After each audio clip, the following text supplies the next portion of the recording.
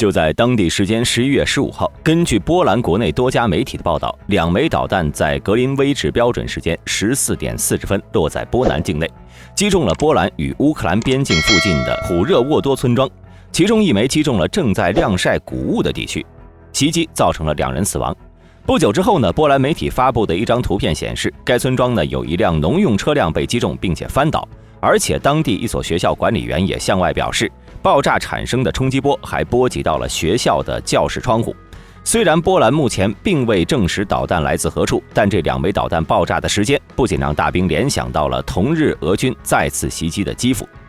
根据乌克兰国家通讯社在15号的报道，当天呢，包括基辅在内的乌克兰全境有多个城市受到俄军大规模导弹的袭击，基辅的部分住宅遭到破坏，其西部城市利沃夫部分地区已经断电。此外还包括苏梅州、文尼察州、哈尔科夫、切尔卡瑟州以及波尔塔瓦州等地均遭到俄军的导弹袭击。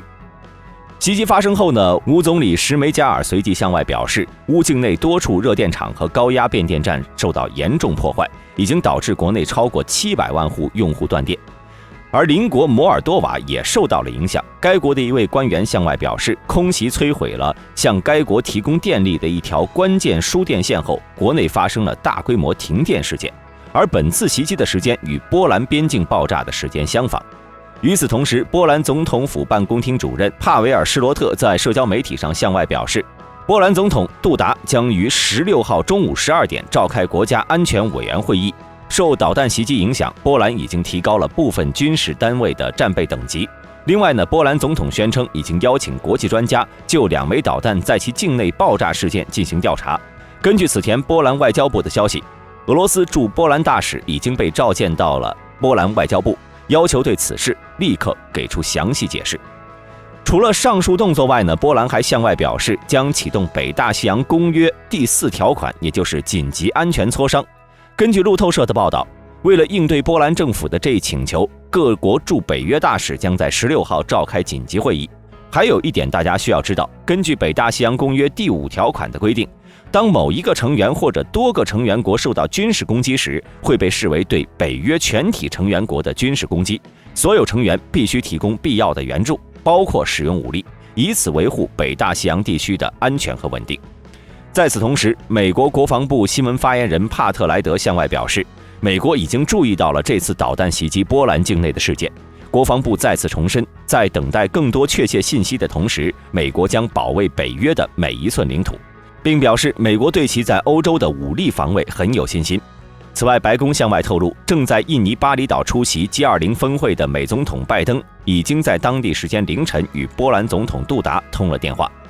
而关于这次事件的各方反应，法国总统马克龙已经与波兰总统取得联系，并表示会随时了解事件的发展。英国外交部也向外发言表示，在这件事情发生之后呢，英国正在与盟国密切联系。与此同时，意大利外交部长在15号在推特上说，意大利正在密切地关注波兰的事态发展，并与北约盟国保持着密切的联系。爱沙尼亚外交部也发表声明称，来自波兰的最新消息非常令人担忧，我们正在与波兰和其他盟国密切磋商，已经准备好保卫北约的每一寸领土，我们完全支持我们的亲密盟友波兰。至于俄罗斯对这次导弹袭击事件的回应呢？根据财联社在16号的报道，俄国防部表示未使用破坏手段打击乌波边境附近的目标，这次袭击事件与俄罗斯无关。此前，波兰媒体和官员表示是俄军导弹袭击波兰本土的声明是蓄意挑衅，为的是升级局势。此外呢，俄国内卫星通讯社还报道说，俄军事专家阿列克谢·列昂科夫向外说道，落入波兰边境村庄的导弹有可能是乌军的 S-300 防空系统的导弹，并不是俄军的巡航导弹。列昂科夫还说道，非正常启动的乌军 S-300 防空导弹是有可能意外飞进波兰领土的，我们此前也见过这样的例子，包括乌军发射防空导弹击中居民的住房。并且呢，列昂科夫还称，俄军巡航导弹都是高精度武器，基本都是在对敌电子战和防空系统的对抗条件下使用的，不可能让其偏离航向。再加上俄军不论是在海基还是空基巡航导弹，其重量一般都在400到450公斤，这种当量爆炸时，拖拉机会被炸成小块，而且弹坑会很大。另外，他还推测有可能是波兰方向在拖拉机下面放置爆炸装置来进行摆拍。对于俄罗斯的此番说法呢，乌外交部长库列巴在15号深夜发文，指责俄方正在宣扬一种阴谋论，落入波兰境内的是乌克兰的防空导弹，这并不是真相。任何人都不应该相信俄方的宣传或放大其信息。在此同时，乌总统泽连斯基也在15号深夜发文表示，已经与波兰总统杜达通了电话，并对在俄军导弹中袭击遇难的波兰公民表示哀悼。另外，在此次事件发生后，泽连斯基再次呼吁北约保护乌克兰领空，建立禁飞区，而禁飞区呢又称禁航区，指某一领地上的上空禁止任何未经特别申请许可的飞行器飞入或者飞越的空域。